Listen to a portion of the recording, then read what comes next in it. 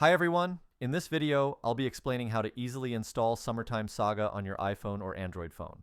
The whole process only takes a moment, and I'll walk you through it step by step so everything is ready in minutes. I've personally checked it. It's secure, performs well, and runs without any problems on both operating systems. Before we dive into the installation, there are a couple of quick settings we need to check to make sure everything works smoothly. First, head over to your device's settings, then tap on General. From there, go to Background App Refresh and make sure it's set to either Wi-Fi or Wi-Fi and mobile data. This will ensure the app can run properly in the background. Next, go back to the main settings screen and tap on Battery. Make sure low power mode is turned off. This is important because it can interfere with how the app functions. Once you've taken care of these two quick adjustments, you're all set to move on to the installation. Now that we've got the basics covered, let's move forward. Open your browser and go to tweakoapp.com. This is a reliable platform that offers various modded and helpful tools.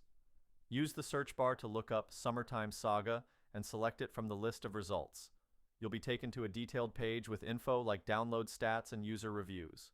Just hit the Download Now button, and the download process will begin. The download usually only takes a few moments. If this is your first time using the site, there's one more step you'll need to complete. Don't worry, it's quick, simple, and completely free. You'll be redirected to a verification page where you'll be asked to install a few free apps from the App Store or Play Store. There will be a clear tutorial showing you exactly what to do. Once the verification is complete, the installation will start automatically. In my case, the setup finished without any issues, and as you can see, the app is now fully installed and ready to use. And that's it. Thanks so much for sticking around until the end.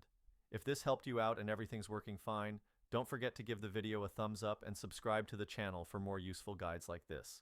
Got questions or ran into a problem? Drop a comment below and I'll do my best to help you out. Thanks again, and I'll see you in the next one.